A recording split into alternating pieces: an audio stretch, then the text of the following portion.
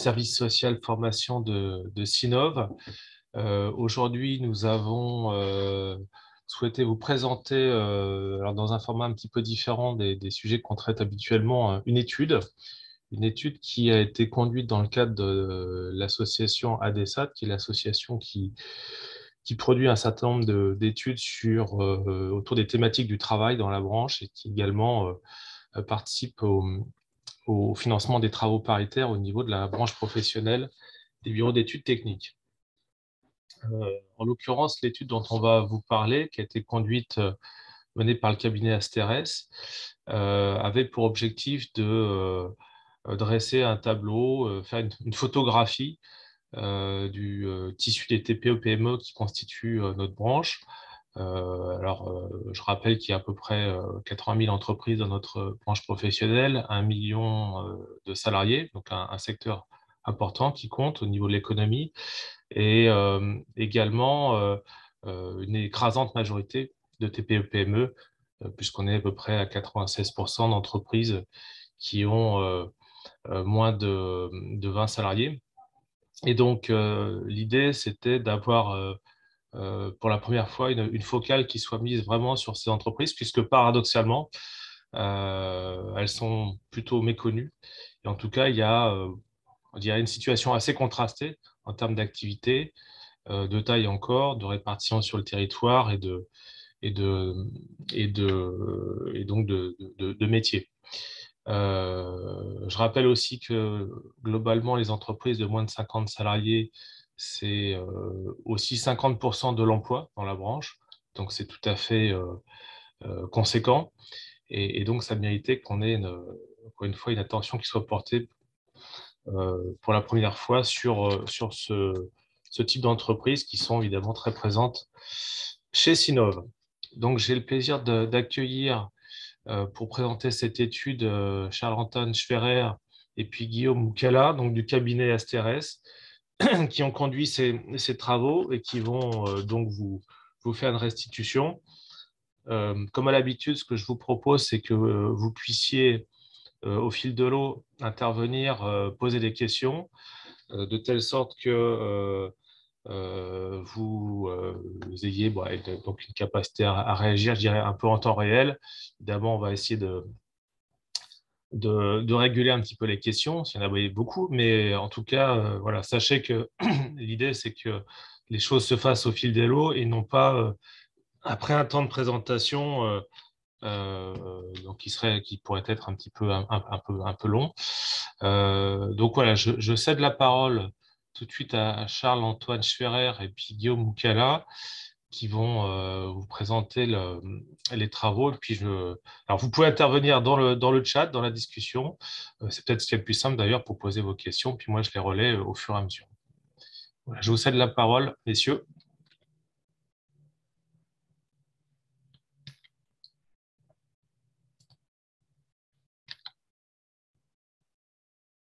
Allô, allô.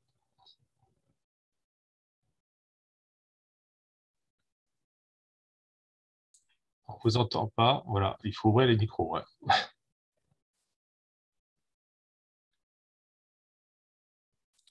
Alors, Bon, alors je vais faire la radio. Je vais occuper un petit peu le temps, puisque visiblement, il y a des problèmes de connexion pour nos animateurs.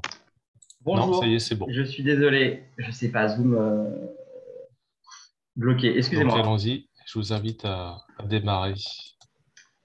Alors, bonjour à tous. Du coup, c'est vous qui partagez Ouais, l'écran. c'est moi qui partage. Ouais. Alors, du coup, encore désolé pour ce retard. On est venu pour vous présenter du coup une étude qu'on a menée depuis. Donc, le travail s'est étalé sur à peu près 6 mois. Et c'est une étude du coup qui a été menée sur les TPME de la branche. L'objectif était au fond d'essayer de collecter des données et puis de construire une analyse sur les spécificités des TPME. Nous, ce qu'on trouvait déjà initialement intéressant, c'est qu'au fond, c'est une branche où quand on regarde par exemple la littérature académique ou les différentes publications, ben, on parle énormément de toutes les grandes marques, toutes les grandes entreprises de la branche qui sont assez connues. Et en fait, on parle assez peu de TPME, alors que, bon, c'est peut-être le cas pour toute l'économie française, hein, mais alors qu'au fond, c'est évidemment les TPME qui représentent le plus d'emplois, qui représentent en fait le plus la manche. Et il y a deux, trois choses sur lesquelles ce décalage est le plus visible. Notamment, en fait, il y a pas mal de travaux ou d'analyses qui vont considérer que, au fond, quand on veut travailler sur cette branche, on peut travailler sur les emplois métropolitains, par exemple. Comme si la totalité des entreprises d'ingénierie, de conseil, d'événementiel, etc., étaient toujours dans les grandes métropoles. Et typiquement, c'est quelque chose où, quand on regarde pour de bon la branche, on se rend compte que pas du tout, et que c'est très éclaté. Alors, on va d'abord rapidement vous présenter la méthode qu'on a suivie. Et puis ensuite, évidemment, le plus intéressant, ça va être de regarder ensemble un peu les résultats. Et globalement, ce qu'il faut avoir en tête et ce qui nous a le plus intéressé, c'est qu'au fond, quand on a analysé aussi bien les aspects économiques, les aspects financiers, les aspects plutôt RH, formation, etc., in fine, on se rend compte qu'il y a une sorte de modèle TPME qui émerge et qu'il y a un mode de fonctionnement spécifique des TPME dans la branche et qu'il ne faut pas les voir faut pas les voir en les comparant aux grandes entreprises ou autres. Il y a vraiment une façon de faire et des atouts et du coup un dynamisme très fort. Peut-être Guillaume, je te laisse présenter rapidement la méthode avant que je présente. Oui, tout à fait. Bon, déjà, bonjour à tous. Donc, effectivement, pour cette étude, on a utilisé plusieurs sources de données, donc des données publiques institutionnelles, mais aussi voilà, des données privées, et notamment la base de données Diane, donc du bureau Van Dijk, qui nous a permis d'obtenir en fait des informations sur sur les performances économiques et financières des entreprises françaises, notamment celles qui ont publié leurs comptes au greffe des tribunaux de commerce. Donc, c'est à partir de cette base de données-là qu'on a fait ensuite qu'on a calculé tous les indicateurs sectoriels, donc le taux de dévaluation du chiffre d'affaires, le taux de rentabilité, l'exportation en endettement, etc. Donc c'est une base de données assez conséquente qui était vraiment essentielle pour cette étude. Alors on a sorti toutes les entreprises du secteur, donc des 4 secteurs donc de la branche, et on a ensuite retenu uniquement voilà, les TPE-PME qu'on a ensuite subdivisé en sous-catégories comme cela avait été demandé. Donc, on a ensuite obtenu une base de données qu'on a encore retravaillée parce que en regardant une première fois, en analysant une première fois en fait les résultats, on s'est rendu compte qu'il y avait déjà plusieurs sources de biais. Le premier, c'était notamment qu'il y avait beaucoup de filiales de grands groupes. Donc voilà, on a donné quelques exemples, Chrono Digital, CGN, il y avait Amazon aussi. Et on s'est dit en fait que ces entreprises-là, même si que ces filiales-là n'avaient sûrement pas le même modèle que de TPE, PME indépendants, qui du coup, elles reflétaient pas en fait le modèle TPE qu'on visait justement avec cette étude et qu'elles risquaient de biaiser nos résultats. Donc on les a retirés. On a aussi remarqué qu'il y avait beaucoup de holdings, donc d'entreprises qui n'ont pas vraiment d'activité, mais qui, par contre, dont les chiffres peuvent biaiser les résultats, notamment dans le secteur conseil. Et enfin, dans le secteur conseil, on a vu aussi qu'il y avait pas mal d'entreprises qui étaient voilà, enregistrées auprès du secteur, enfin, avec un code NAF du conseil, mais sans vraiment réaliser d'activités de conseil. Donc voilà, on a essayé d'assainir la base de données. Au total, on a retiré 37 entreprises d'ingénierie et 990 du conseil pour aboutir à une base de données avec plus de 45 000 entreprises du numérique, plus de 36 000 dans l'ingénierie, plus de 74 000 dans le conseil et plus de 4 000 dans l'événementiel. Alors, il faut voir que ça, c'est un détail de la base de données qu'on a utilisée, mais on n'a pas pour ambition de chiffrer le nombre d'entreprises dans la branche. Et ces chiffres contrastent pas mal avec les chiffres officiels de l'OPCO. Bon, pour plusieurs raisons. C'est déjà qu'en fait, dans base Diane, on a toutes les entités juridiques, c'est-à-dire que pour vraiment une même marque, on va avoir plusieurs entités différentes, ce qui déjà grossit le chiffre, et aussi parce qu'on a beaucoup d'entreprises unipersonnelles. Donc voilà, pour la base Diane. Ensuite, voilà, on a utilisé d'autres bases de données publiques, donc la COS, pour les données la répartition géographique des TPME, aussi des données sur les travailleurs indépendants, les ANN pour avoir voilà, des données assez globales sur les entreprises, donc notamment le nombre d'établissements par secteur. Aussi Webstab, voilà, des données de la Banque de France pour les différentes entreprises, de BPI France pour les créations d'entreprises. Et enfin, une autre source très importante de cette étude, une autre source d'information très importante de cette étude, c'est l'enquête quantitative qu'on a menée auprès de 341 chefs d'entreprise et 618 salariés. Alors, on va faire un petit zoom sur l'échantillon qui a été utilisé pour cette enquête-là. Donc, on s'est rendu compte, en fait, en analysant l'échantillon, qu'il y avait une surreprésentation des entreprises du conseil et des entreprises et des salariés du conseil d'ailleurs, et à l'inverse, une sous-représentation des entreprises et salariés du numérique. Et donc, en fait, pour que ça ne biaise pas nos résultats, on a pondéré les chiffres en fonction, en fait, on a pondéré les résultats, les données, en fonction du poids de chaque secteur dans la branche, et le poids en termes de chiffre d'affaires, je précise, parce que c'est plus pertinent du point de vue économique. Ensuite, on sait, en ce qui concerne la répartition en termes de taille des entreprises, on voit que dans le questionnaire salarié notamment, les petites entreprises, donc de moins de 11 salariés, sont carrément sous-représentées. Et on voit aussi en termes pour les questionnaires salariés que les femmes sont surreprésentées par rapport à ce que l'on représente en fait, dans la branche. Mais en fait, en croisant les données avec ces facteurs-là, donc la taille d'entreprise et le sexe des répondants, on s'est rendu compte que ça jouait pas sur les réponses et que cette surreprésentation n'était pas un problème pour la solidité des résultats. Ok, donc en effet, il y a des petits écarts qu'on avait bien observés avec les chiffres que l'on a l'habitude de manipuler au niveau de la branche professionnelle, sur le nombre d'entreprises en particulier et le nombre de salariés. Mais donc, en effet, quand on, quand on compare aussi, s'ils sont des choses différentes, enfin, les points d'appréciation sont différents, notamment en ce qui concerne le chiffre d'affaires plutôt que les salariés. Ça explique bien aussi pourquoi on a une vision différente en termes de représentation et de poids relatif des secteurs les uns par rapport aux autres. Ok, donc on va continuer. Donc là, je pense qu'on va rentrer maintenant un peu plus dans la présentation des résultats. Oui, Pour si une vous avez des analyse questions sur la méthode, globale. allez-y, hein. Mais en tout cas. Ensuite, du coup, Pardon, allez-y, Dominique. Non, je disais juste, oui, il y a eu quelques réactions, mais donc on a répondu dans le cadre des échanges à l'instant. Alors là, maintenant, ce qu'on va faire, du coup, c'est vous présenter les résultats globaux. Alors après, il faut savoir que évidemment, c'est des travaux, des analyses qui sont faites à partir des moyennes. Du coup, quand nous, on voit dans l'ensemble des chiffres émerger une certaine logique, une certaine structure du secteur, ça ne veut évidemment pas dire que tout le monde répond exactement à ça.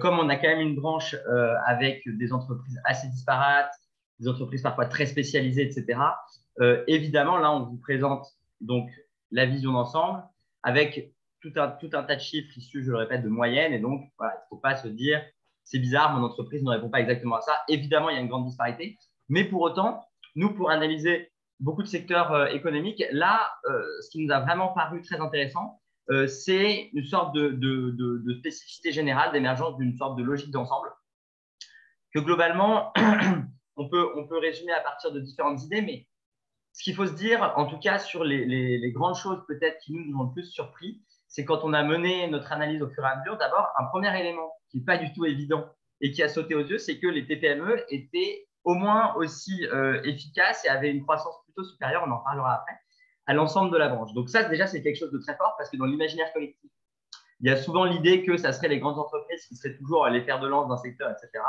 Mais en tout cas, là, on est sur un cas assez intéressant où les TPME sont très dynamiques. Et globalement, ce qu'il faut retenir pour nous, c'est qu'il y a donc une efficacité économique assez forte qui s'explique, on le verra, et qu'il y a un modèle, disons, social ou un contrat social assez spécifique où en fait, on se rend compte que les gens sont globalement contents de travailler là et sont contents ou satisfaits du moins de l'environnement et de l'ensemble du fonctionnement général de leur entreprise. Alors, 3 choses principales qu'on a mises là en avant.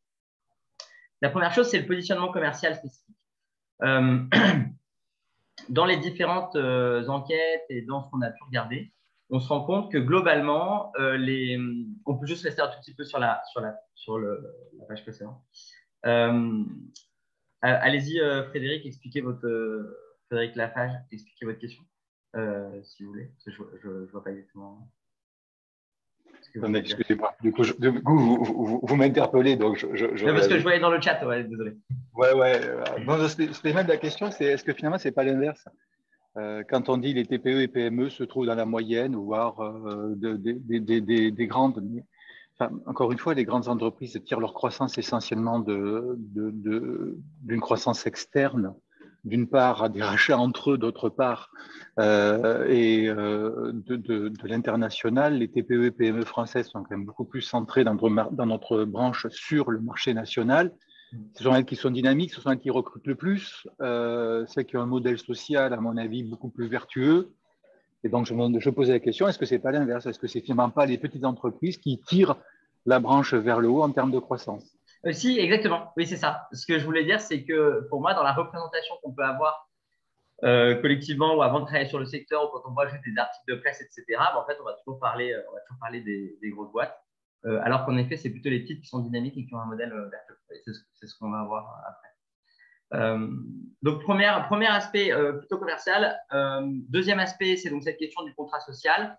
Et ensuite, qui du coup est vraiment un atout aussi bien économique que au quotidien, quoi. Et puis ensuite, troisième aspect, sur le recrutement et la formation, qui peuvent être plutôt des limites. C'est-à-dire que là, en revanche, il y a un peu de déficit dans les TPME par rapport au reste de la branche. Là, en revanche, on peut du coup passer à la suivante.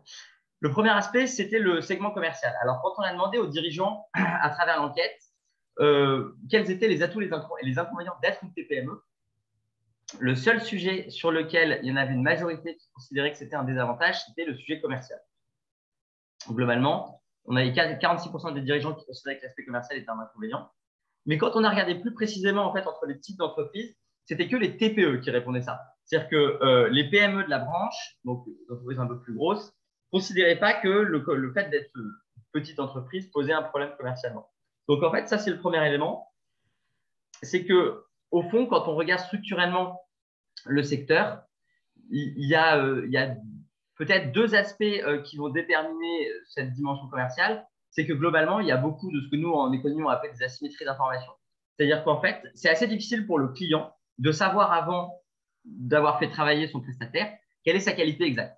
Vu qu'on est sur des produits qui n'ont rien à voir avec, évidemment, des produits manufacturés ou des services qui sont sur de très courtes durées, un service qui dure 2 ou 3 heures, vous pouvez le juger au bout de 2 ou 3 heures et puis savoir si vous renouvelez ou pas le contrat. Là, évidemment, nous, on est sur des durées d'engagement, des montants, etc., qui sont plus forts. Et du coup, il y a cette première difficulté pour le client qui est en fait de réussir à savoir à l'avance quelle est la qualité du service. Ça, malheureusement, ça dessert les TPE parce que plus vous avez une marque du coup, qui est connue, plus vous avez une entreprise qui est connue, plus vous contrebalancez cet aspect-là. C'est le premier élément. Et le deuxième élément, c'est un élément culturel, c'est-à-dire que pas pour toutes les entreprises de la branche, mais pour une partie des entreprises de la branche, il y a besoin d'avoir une culture commune, alors c'est surtout valable dans le conseil, entre le client et puis le prestataire. Donc après, il y a pas mal de chercheurs qui vont dire que c'est des coproductions, etc. À la limite, peu importe le terme qu'on met derrière. Mais là, ce qui est quand même important, c'est que ça veut dire qu'il peut être difficile pour certaines TPE de travailler pour des grandes entreprises, de travailler pour des administrations. Il y a certaines TPE très spécialisées qui arrivent, mais en moyenne, il peut y avoir cette difficulté. Et du coup, on se retrouve potentiellement avec deux défauts, entre guillemets, structurels, qui sont la difficulté à faire connaître la qualité de son service et puis potentiellement des plafonds de verre, ou du moins une orientation vers des entreprises de même taille. Ce qui fait que quand on regarde principalement avec qui les TPME travaillent, c'est principalement des entreprises de taille similaire. Donc, il y en a 42%, dans 42% des contrats, les TPME travaillent avec des TPME. Et donc, c'est un peu moins avec des grandes entreprises, des ETI ou des administrations publiques. Et c'est principalement localisé. Donc, on a 40% du chiffre d'affaires qui est fait dans le département, 65% qui est fait dans la région. Et du coup, ce qui est intéressant, c'est que commercialement, c'est quand même principalement le bouche à oreille qui fonctionne. Donc, vous voyez, tout ça, commercialement, a une certaine cohérence parce qu'on a du coup une certaine difficulté à travailler pour les plus gros clients potentiels. On a une certaine difficulté à faire savoir la qualité de son activité. Du coup, on va surtout faire du bouche à oreille dans le département ou dans la région. Donc, ça va être en fait de la recommandation. Quelqu'un qui a travaillé avec une TPME du secteur et qui est satisfait va pouvoir recommander à quelqu'un d'autre. Et dernière chose là-dessus, du coup, il y a beaucoup de coopération interentreprises. Parce qu'évidemment, quand on est une TPME et qu'on veut aller sur un marché qui est relativement plus complexe ou plus large que ce que nous, on est capable de faire, on s'associe. Et donc, il y en a 90% qui coopèrent régulièrement avec d'autres entreprises. ça, c'est le premier aspect qui était commercial, où du coup, ce n'est pas forcément en général un sorte de problème commercial ou un déficit commercial, mais c'est une segmentation spécifique. Globalement, on travaille disons, dans les territoires ou dans son département pour des entreprises de taille similaire. Et ça va potentiellement notamment influencer le niveau de prix, parce que forcément, quand c'est plus difficile de travailler pour les grandes entreprises, pour les administrations publiques, et quand on travaille surtout autour de chez soi, potentiellement, on a des clients qui ont un positionnement prix qui est un petit peu inférieur ou même largement inférieur au positionnement prix que réussissent à avoir les grandes entreprises du secteur. Alors ensuite, la slide de… Vas-y, pardon. Juste, il y a une demande de prise de parole. Frédéric Lafage, je voulais poser une question. Oui, merci Dominique. Oui, si on n'est pas très nombreux, si vous êtes d'accord, on peut peut-être juste interagir parfois verbalement, c'est plus facile. Surtout que je suis sur le téléphone portable, donc je ne vous dis pas taper dans le chat avec un téléphone portable, c'est assez sportif. Dans ce que vous dites, je pense que c'est valable d'une façon générale pour toutes les TPE de France. Ce qu'on constate à travers les gens que l'on côtoie, c'est que malgré tout, la taille est très souvent liée au territoire. Il y a très peu, il y a quelques exceptions que je connais, de TPE, de gens qui sont 2, 3 et qui travaillent à l'international, voire qu'à l'international dans nos métiers. C'est hyper spécifique. Mais sinon, on retrouve dans toutes les TPE de France ce principe-là, c'est-à-dire que généralement, on est en proximité. Quand on parle d'économie circulaire, je pense que le propre des TPE, si on le formule autrement, c'est de travailler dans une économie circulaire et dans un territoire dans lequel ils sont ancrés. Et c'est valable pour notre secteur comme pour tous les secteurs. Je pense qu'il n'y a pas de différence de ce point de vue-là, sauf quelques exceptions. Oui, c'est vrai. Et ensuite, en revanche, c'est plutôt sur la question de la taille des clients, où je pense que pour le secteur, là, c'est peut-être un peu plus difficile d'aller travailler pour des grands clients. Par exemple, vous êtes dans l'agroalimentaire, voilà, vous avez plein de TPME dans les territoires qui ont un produit très spécifique et qui va être distribué par la grande distribution. Ouais, sauf si vous avez une hyper spécialité ou une hyper spécificité qui fait qu'on a besoin de vous. Mais justement, ce que vous dites sur les exports, c'est vrai. Ce que vous dites sur les exports, on va le voir, je pense que c'est à la plage suivante, où justement, quand on a regardé du coup économiquement les… je sais pas si… Voilà. Parfait. On a du coup construit évidemment des données économiques sur le secteur. Il y avait ce premier point commercial et c'est ce point commercial qui va notamment expliquer en partie ce dont on parle là. Et là, on le voit très bien en bas à gauche sur les taux d'exportation en fonction des tailles d'entreprise. Alors là, c'est à l'intérieur déjà des TPME, mais il y a vraiment une corrélation qui est très nette entre la taille et puis la part de chiffre d'affaires qui est faite à l'étranger. Donc ça se voit très nettement. Donc, sur ces points économiques, ça, c'est quelque chose qui était vraiment très intéressant parce que du coup, premier élément absolument fondamental, on se rend compte que la croissance de l'activité des TPME est supérieure à l'ensemble de la branche. Alors, sachant qu'en plus, les TPME représentent une grosse partie de la branche. Ça veut dire que sur les grandes entreprises et les ETI, il y a vraiment un taux de croissance qui est inférieur. Les TPME, elles croissent de 5,7% par an en moyenne depuis 2010 et l'ensemble de la branche, c'est 4,5%. Ça, c'est vraiment quand même quelque chose qui est fondamental, c'est-à-dire que ça ne veut pas dire, c'est pas parce que le positionnement, comment dire, il y a du coup un positionnement commercial qui est spécifique. Il y a potentiellement, ça on n'a pas réussi à complètement l'étayer, mais il est probable qu'il y ait un positionnement prix qui soit inférieur. Ça se voit à travers différentes données quand on a de la rentabilité, le niveau de salaire ou autre. Mais en tout cas, il y a une dynamique très forte. Donc ça, c'est quelque chose vraiment de considérable. Et d'ailleurs, il y a un peu un risque qui est lié à ça, c'est-à-dire qu'on voit quand même dans certains segments de la branche une volonté des grandes entreprises d'aller justement s'implanter en région et de réussir en fait à aussi travailler pas seulement pour des grands groupes, mais à travailler pour des ETI ou pour des grosses PME.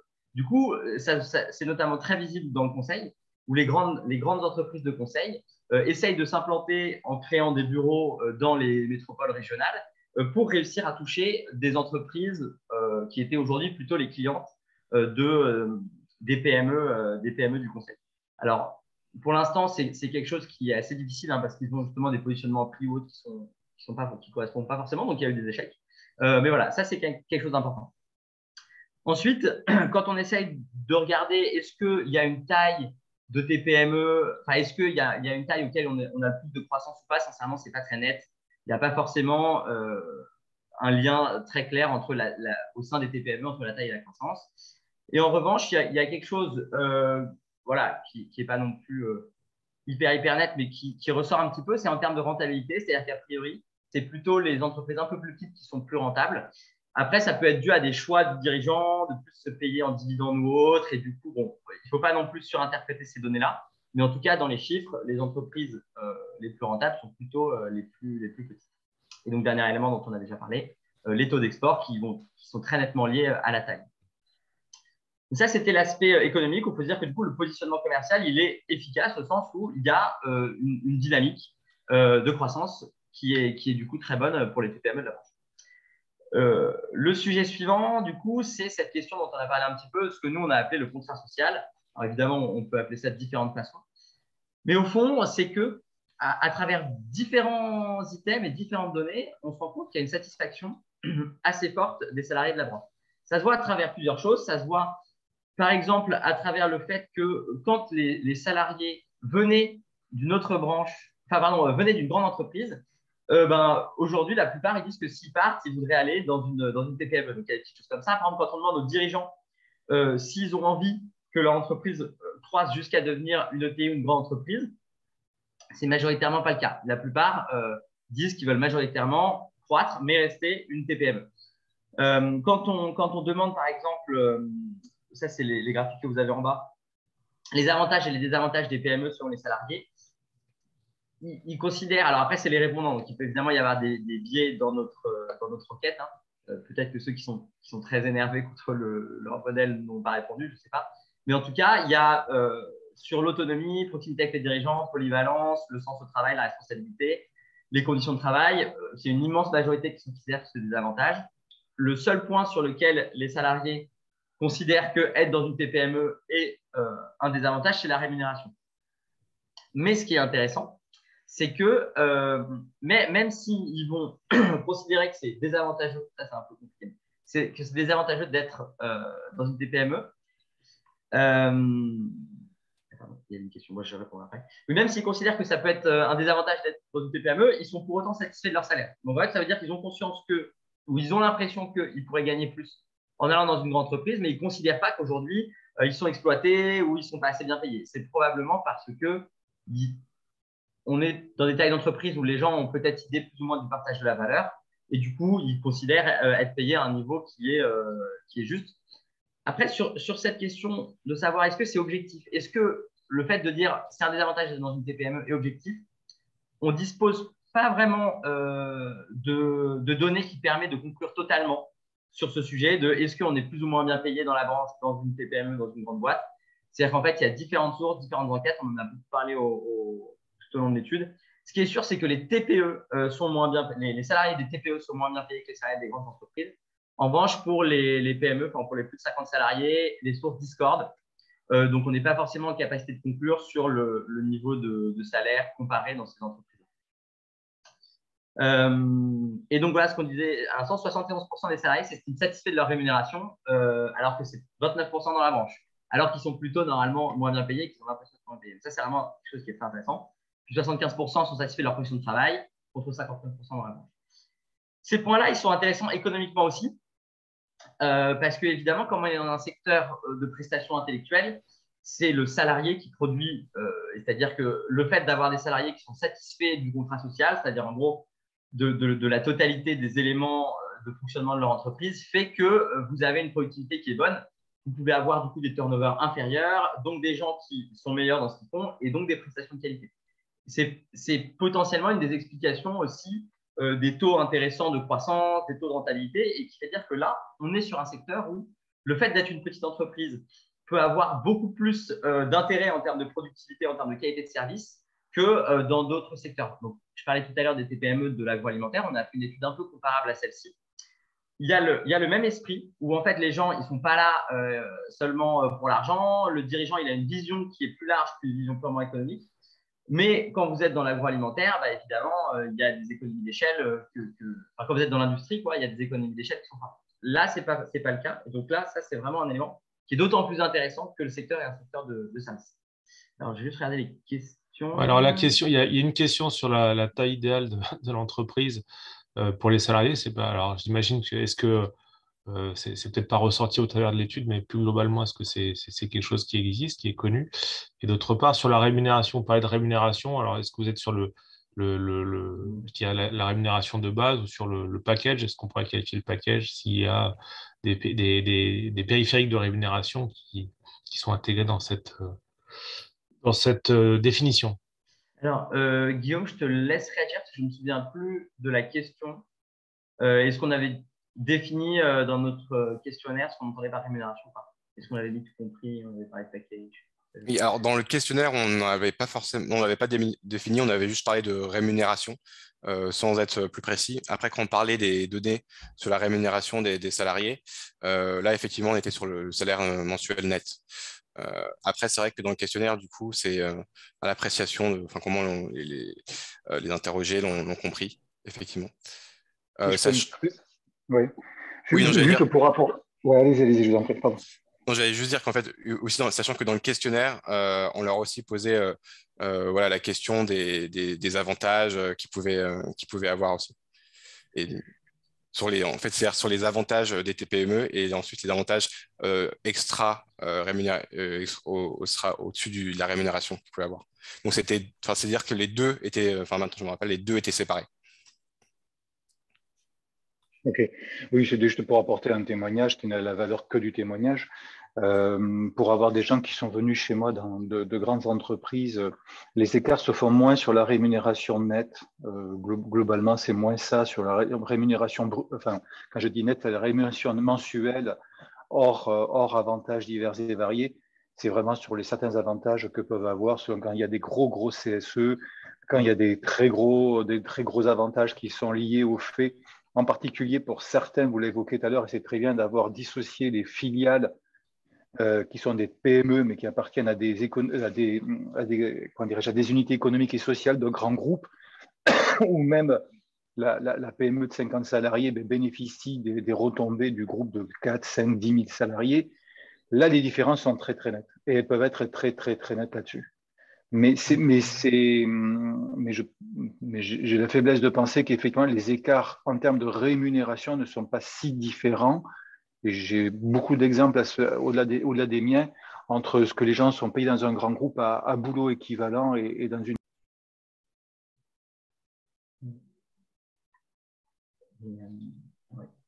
Et après, sur la question de la taille idéale d'entreprise pour les salariés, en fait, c'est vrai qu'on aurait pu décortiquer le questionnaire. Je ne sais plus. Pardon. Du coup, Guillaume, est-ce que dans le questionnaire salarié, on savait la taille de l'entreprise ou pas? Je ne me souviens plus. Oui, on la connaissait, mais c'est vrai qu'on n'a pas forcément croisé. Enfin, en fait, si justement on a croisé les réponses de certaines questions clés en fonction de la taille, et il n'y avait pas, il y avait pas de, enfin, il y avait pas vraiment de tendance très nette. Enfin, une tendance en tout cas qui nous permettrait de conclure qu'il y a que voilà, il y a une taille idéale d'entreprise. Et alors, donc après ce sujet du contrat social, donc qui sincèrement est un élément hyper structurant, et on en reparlera peut-être un petit peu à la fin, mais qui mériterait d'être plus connu. C'est-à-dire qu'à partir du moment où on voit que la plupart des TPME ont des difficultés de recrutement, etc., en fait, là, il y a quelque chose de dommage. C'est-à-dire qu'on a un truc, les gens qui sont tous très satisfaits, mais que c'est assez peu connu, en fait. Que dans les TPME, en tout cas de la branche, on a vraiment un mode de fonctionnement spécifique, qu'on peut être hyper productif et avoir des dynamiques de croissance supérieures aux dynamiques des grandes entreprises, tout en ayant un environnement de travail qui est particulièrement satisfaisant. Donc là, il y a vraiment un enjeu qui est de réussir à faire connaître ça, parce que voilà, c'est pas toujours facile. Et malheureusement, en tout cas, il y a un peu une vision partagée sur la branche et même sur l'économie française qui, en tout cas, à notre avis, n'est pas très en phase avec la réalité de ce point de vue-là. À savoir qu'en fait, on a des tissus de TPME très dynamiques où les gens sont très contents de travailler. L'élément suivant, c'est qu'en fait, quand on a posé des questions sur disons le dialogue social, et notamment les accords au sein de l'entreprise, il y a eu des résultats assez intéressants. Alors, déjà, la plupart des dirigeants considèrent que le dialogue social fonctionne bien. Et ça passe en premier lieu par les référendums. Donc ça va évidemment, c'est probablement logique vu la taille d'entreprise, mais donc là, il y a quelque chose de très intéressant qui est de dire qu'avec cette taille d'entreprise, on a un dialogue social efficace. Et du coup, on a près de 30% des entreprises répondantes qui avaient déjà signé un accord, et principalement sur l'intéressement ou la participation, et ensuite santé, prévoyance, temps de travail, rémunération, congé, formation. Ces accords sur l'intéressement et participation, ils sont évidemment très intéressants et je pense qu'ils sont à mettre au regard du sujet sur la satisfaction des gens eu égard à leur rémunération, c'est cette question du partage de la valeur. C'est-à-dire qu'à partir du moment où les salariés vont avoir l'impression que le partage de la valeur est relativement équitable, on peut être satisfait de sa rémunération, même si on sait qu'on est moins bien payé, par exemple tout package compris, que si on était dans une autre entreprise. Ça, c'est vraiment quelque chose de fondamental. Et puis, ça s'est vu à différents endroits dans l'enquête. Ça confirme que les gens ne viennent pas pour maximiser leurs revenus.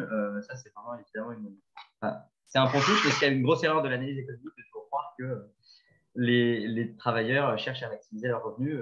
Ce n'est pas le cas. Là, on a l'impression que les gens ils viennent parce qu'ils veulent avoir un travail intéressant, dans des conditions qui leur semblent de qualité, et où il y a un partage de la valeur équitable. Mais c'est très différent de réfléchir en termes de partage de la valeur ou de réfléchir en termes de maximisation du revenu. Voilà sur au fond l'alignement des intérêts employeurs-salariés. Alors, pour l'instant, ce n'est pas encore énorme, mais c'est quand même intéressant qu'il y ait déjà, je pense, une telle dynamique. Et alors ensuite, le point suivant, c'est sur deux limites qui ont pu apparaître, qui sont sur la question du recrutement et des formations. Alors, les difficultés de recrutement, on les constate dans l'ensemble de la branche, pas que sur les TPME. Puis là, maintenant, on les constate même dans l'ensemble de l'économie. Donc, bon, c'est très original comme constat. Mais il est quand même important d'avoir en tête que s'il y a des difficultés de recrutement dans l'ensemble de la branche, elles étaient encore plus marquées pour les TPME que pour la moyenne des entreprises. C'est évidemment un problème parce que, et plus que dans d'autres secteurs, parce que, comme on dit tout à l'heure, on est sur des activités qui sont vraiment produites par les salariés, au sens où le capital humain est très important, la qualité du salarié est très importante, plus que dans d'autres secteurs. Et du coup, la tension sur le recrutement peut avoir des effets sur la productivité ou sur la compétitivité à moyen terme. Donc, c'est plus fondamental que dans d'autres branches. Et le deuxième aspect, c'est sur la formation. Comme dans le reste de l'économie, les actions de formation sont plus rares au sein des TPME qu'au sein de la branche. Il y a différents freins. Alors, il y a évidemment le coût. Ensuite, il y a aussi le fait de devoir mettre à disposition un salarié, quoi. Et donc là, évidemment, il y a des enjeux pour peut-être étaler les formations. Il y a des enjeux de financement, mais ensuite, il y a des enjeux d'étalement de formation, de faire qu'on ne parte pas une semaine ou deux, mais que ça soit fait depuis ce poste de travail, etc. etc. Enfin, il y a plein de choses là-dessus. Mais c'est la deuxième limite parce que, un peu dans le même esprit que pour le recrutement, ça peut avoir un effet sur la productivité. Bon, ensuite, il peut évidemment y avoir là, on parle des formations formelles. Une des spécificités en termes de culture d'entreprise des TPME, c'est qu'on sort beaucoup plus sur le tas. On a potentiellement, je pense, beaucoup plus tendance à aller découvrir par soi-même les sujets. Et il y a peut-être moins cette logique qu'on peut voir parfois dans des grands groupes, en tout cas quand on fait des entretiens, quand on interroge des gens, où dès qu'il y a un nouveau poste, on se sent en nécessité d'avoir une formation pour réussir à prendre ce poste. C'est peut-être moins le cas dans les TPME où les progressions sont plus progressives. Enfin bref, il y a plein de choses là-dessus. Donc voilà un peu la synthèse générale sur la branche. Nous, ce qu'on a donc trouvé particulièrement intéressant, c'est le fait de réussir à combiner une dynamique économique avec un contrat social très fort et que les deux se nourrissent. Ça, c'est vraiment quelque chose de fondamental. Et puis après, peut-être les spécificités qu'il faut avoir en tête, du coup, c'est a priori un positionnement commercial un peu différent du reste, des grandes entreprises qui peut parfois conduire, à mon avis, à un niveau de prix inférieur et donc à des salaires inférieurs malgré des marges comparables, en gros. Et puis, ces questions à moyen terme qui sont de dire à quel point l'attention sur le recrutement et puis peut-être la moindre formation peut avoir un effet sur la compétitivité. Alors maintenant, on va peut-être vous présenter rapidement les différences entre les secteurs parce que là, du coup, c'est les moyennes qu'on vous a présentées. Et évidemment, chaque secteur se distingue un petit peu. Guillaume, je te laisse présenter ça rapidement. Donc, en effet, il y a des spécificités en fonction des différents secteurs. Donc, je vais commencer par le numérique. Donc, le numérique qui est voilà, le secteur avec le plus dynamique en fait, de la branche, avec un taux de croissance annuel moyen sur la période donc 2010-2019 de plus de 7%. C'est un secteur qui voilà, qui illustre assez bien le modèle TPE-PME. Alors, à une exception près, c'est quoi là, c'est un secteur où les entreprises réalisent des économies d'échelle quand même assez importantes en comparaison là, de secteurs comme le conseil où les économies d'échelle sont très faibles. Bon, voilà, c'est une caractéristique assez connue du numérique qui s'explique par voilà, des coûts marginaux faibles, ce qui fait que la rentabilité du secteur est surtout tirée par les plus grosses entreprises. Voilà, à part ces caractéristiques-là, on retrouve voilà, à part ça, on retrouve les mêmes caractéristiques du modèle TPME global de la branche. Il y avait une question? Non, très bien. Un autre point peut-être sur le secteur du numérique qu'on a, enfin, un peu spécifique au numérique, c'est la question des startups. Voilà, qu'on nous a demandé de creuser, parce que c'est vrai, on parle effectivement beaucoup des startups du numérique, et on a estimé qu'elles représentaient à peu près 10% du secteur total. Donc, ce qui signifie que le numérique voilà, ne se résume pas aux startups, mais que les startups représentent quand même une part assez voilà, non négligeable du secteur numérique dans son ensemble. Ensuite, un autre secteur, donc le secteur ingénierie, qui est assez intéressant parce que c'est peut-être celui qui se distingue le plus, voilà, qui s'écarte un petit peu effectivement du modèle TPME qu'on a identifié. Donc, un premier point, c'est que les entreprises des ingénieries, enfin les TPE, PME de l'ingénierie semblent travailler beaucoup plus avec des grandes entreprises, donc des ETI, enfin des ETI et des grandes entreprises. Donc, elles réalisent plus de 50%, donc 56%, 57%, je crois, de leur chiffre d'affaires auprès de TGE, ce qui est quand même assez conséquent par rapport au reste du secteur. Donc ça s'explique en partie parce qu'on est aussi assez dépendant du secteur de l'industrie où il y a beaucoup de grosses entreprises. Aussi, en termes du point de vue du développement commercial, elles ont beaucoup moins recours au bouche à oreille et en fait, ça passe beaucoup plus en fait par les appels d'offres. 30% en fait, de nouvelles missions sont obtenues à partir grâce à des appels d'offres. Donc, encore une fois, qui contraste un petit peu avec le modèle TPE-PME. Et ensuite, voilà, un dernier point, c'est sur la question de l'aspect commercial, où là, on n'a pas moins de consensus que pour les autres secteurs.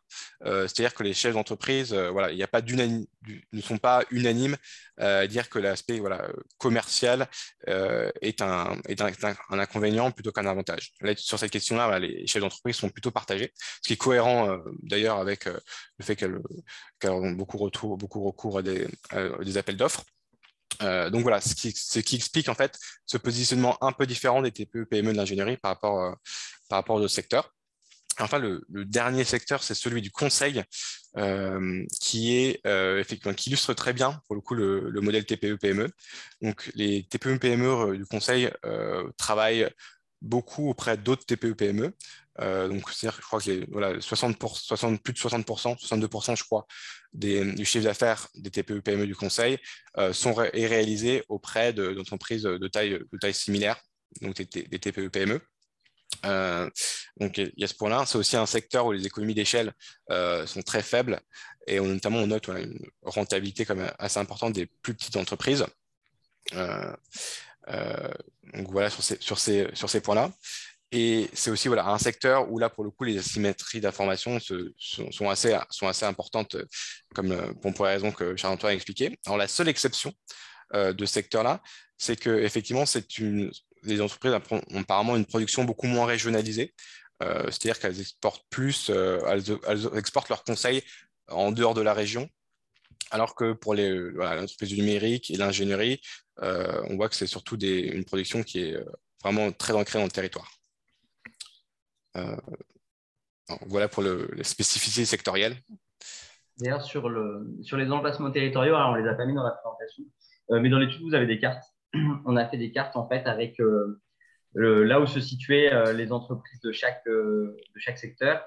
Et c'est un beau démenti visuel des représentations de la branche qu'il peut y avoir quand on voit les papiers, les recherches, les articles, etc., qui du coup parlent tout le temps des 10 grandes villes françaises. Et là, on voit très bien sur les cartes qu'on a faites que vous avez une répartition assez, c'est pas uniforme sur le territoire, c'est lié tout simplement au lieu de population. Très rapidement, alors ça, c'est un de nos partenaires avec qui on a fait l'étude qui s'en est chargé, donc je me fais sa voix. À la fin de l'étude, il y avait un sujet sur les recommandations. En fait, quelles recommandations pouvaient être faites, pour le secteur. Au fond, il y a trois grandes thématiques qui, de ce point de vue, étaient ressorties. Le sujet du recrutement, le sujet de la formation professionnelle des compétences, et puis le sujet du temps de travail, télétravail, déconnexion. Sans rentrer exactement dans chaque détail technique, mais sur le recrutement, au fond, la philosophie des propositions est de dire il faut réussir à élargir en fait le vivier, parce que plutôt que les entreprises de la branche se piquent les talents les uns les autres, il peut y avoir il faut mieux réfléchir à cette question de est-ce qu'on peut ramener un peu de monde de l'extérieur. Dans les aspects qui peuvent être intéressants, il y avait un sujet sur les travailleurs étrangers qualifiés, à quel point on peut créer des partenariats, on peut avoir de la facilitation de ce point de vue-là. Je suppose qu'il peut même avoir à long terme des partenariats collectifs avec certaines formations qui sont identifiées dans certains pays où on sait que c'est de qualité, et puis ensuite on peut avoir des systèmes un peu cadrés. Il y a quelque chose au dehors de quelques sujets techniques. Il y a un aspect peut-être un peu communication collective. En fait, comme on l'a vu tout à l'heure, il y a au fond, il y a des spécificités très fortes, il y a des atouts très forts, et il semble y avoir une certaine méconnaissance de ça. Pour autant, c'est très difficile pour des TPME de faire savoir chacune dans leur coin qu'elles ont un modèle social intéressant, qu'elles sont dynamiques et que les postes peuvent être excitants sur place. Et du coup, ce que font parfois dans ces cas-là les secteurs, disons, c'est de créer une sorte de marque commune pour aller dans les salons, pour faire des campagnes de communication, pour faire connaître en fait les spécificités des TPME de leur branche. Nous, on a pas mal travaillé dans les cosmétiques, et vous avez Cosmétique Valley, par exemple, qui du coup a créé une marque. C'est beaucoup d'entreprises qui sont vers Chartres, enfin, ou du moins dans la région centre. Et eux, typiquement, ils ont une bannière. Ils vont du coup collectivement sur les salons, etc., etc. Ça permet de se faire connaître un peu en commun en tant que TPME de la branche, et de faire savoir ce qu'ils font de spécifique. Après, vous avez des campagnes de communication qui ont très bien fonctionné, du genre artisanat, première entreprise de France, des choses comme ça. Le but n'est pas forcément de copier, mais en tout cas, il peut y avoir un sujet qui est de dire quand on a des atouts qui ne sont pas connus et qu'on est des TPME, il faut peut-être essayer de les faire connaître collectivement. Sur la formation professionnelle et les compétences, là, c'est des mesures relativement techniques. Donc, moi, je ne vais pas forcément vous les détailler, il y a tout dans l'étude finale. En revanche, peut-être un aspect voilà, qui peut paraître évident, mais dans toutes les enquêtes sur la formation dans les TPME, il y a toujours cette question de est-ce qu'on peut être formé plus ou moins sur le travail, ou est-ce qu'on peut au moins avoir des formations qui font un mix de distanciel et de présentiel, où les gens vont juste 1, 2 ou 3 fois en présentiel quelque part, et puis sinon, ils font ça en distanciel, etc. Ça c'est évidemment un levier. Ensuite, il y a des leviers plus techniques. Et après, le dernier aspect sur temps de travail, télétravail, déconnexion. Alors là, quelque chose qui est ressorti assez fortement pour les TPME, c'est la question de la convention collective.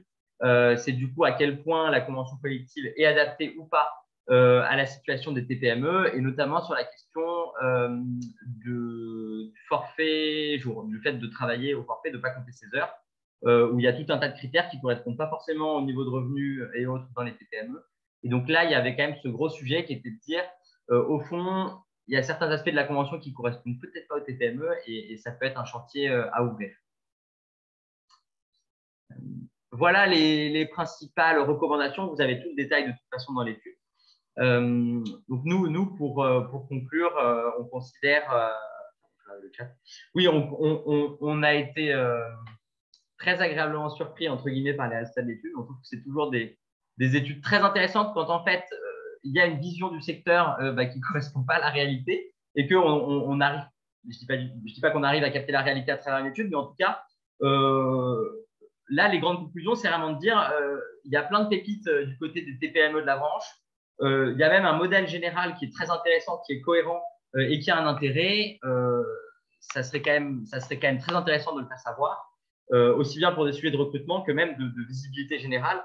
Et au fond, peut-être que l'image qu'on a de la branche est toujours un peu trop tourné sur les grandes villes et puis sur les grandes entreprises, alors qu'au fond, c'est avant tout une branche de TPME dans les territoires, même si ce n'est pas forcément l'image qu'on en a, et de TPME très productive. Merci pour cette présentation qui était très claire et forcément résumée. Donc, effectivement, on mettra à disposition sur notre site internet l'ensemble des livrables que vous évoquez. Écoutez, je me tourne vers les personnes qui ont participé pour savoir si elles ont encore des questions, peut-être en lien avec l'étude ou partager une expérience personnelle ou peut-être même faire oui, une comparaison avec ce qu'elles connaissent finalement. Est-ce que ça ressemble à la réalité que vous avez essayé de décrire? Est-ce que ça correspond de près ou de loin au vécu des personnes qui sont là à l'écoute? Frédéric Lafage a levé une main numérique. Allez-y, Frédéric. J'arrive. Ouais, alors déjà, merci. Merci pour cette étude. C'est bien d'avoir lancé cette étude-là. Il y a plein de choses intéressantes qui en ressortent. Moi, j'ai une demande à faire.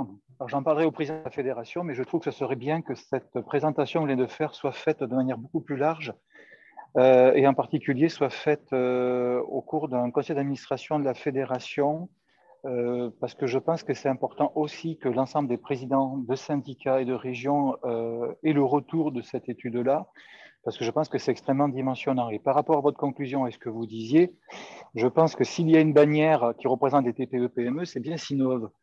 Donc, il serait peut-être intéressant aussi qu'on ait, même si on a déjà une forme de stratégie autour de ça, mais certainement le mettre en œuvre en termes d'action. Voilà, c'était plus une remarque générale et une demande que je profitais de faire à haute voix. J'ai vu qu'il y avait aussi Muriel qui était là, Dominique, mais j'aimerais vraiment que cette présentation, cette heure qui a été consacrée, on puisse la faire auprès de tout le conseil d'administration. Voilà. Ok. Alors, ça va me permettre de faire le lien avec deux choses, avant peut-être sauf s'il y a d'autres prises de parole, avant qu'on se sépare. Parmi les recommandations, en tout cas les points qui avaient été soulevés par les chefs d'entreprise qui avaient été interrogés, il y avait les questions de temps de travail, de forfait jour, notamment. Et donc, le prochain Web Social Café, qui a lieu le 15 avril, précisément, sera consacré à ces questions-là. Donc, c'est la première chose que je voulais vous dire.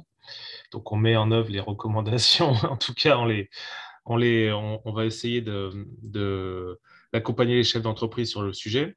Et deuxième chose, en lien avec ce que vous venez de dire, Frédéric, en effet, l'étude, elle va continuer à être largement utilisée de notre côté, puisque déjà, elle va donner lieu à une présentation, alors sous un format un petit peu différent, mais à l'occasion du congrès de la fédération qui a lieu les 6 et 7 avril prochains. Et je le rappelle à ceux qui ne l'auraient pas noté. Donc, n'hésitez pas à vous inscrire. Il y aura notamment donc une présentation un peu plus macro encore, hein, normalement de Nicolas Bouzou, donc pour le cabinet Astérès, le 6 avril. Donc, je vous invite à vous y inscrire et c'est encore temps, évidemment, de le faire. Voilà, peut-être que je ne sais pas s'il y a d'autres demandes d'intervention, de prise de parole. Manifestement non. Donc, encore une fois, merci beaucoup, Charles-Antoine Schferrer, Guillaume Boukala. Et je vous remercie également tous pour votre participation. On va continuer à travailler à partir des résultats de cette étude et à la faire connaître et pour en tirer les bons enseignements. Merci beaucoup à tous Merci à et tous. à bientôt. Merci à vous, bonne journée. Bonne journée, au revoir.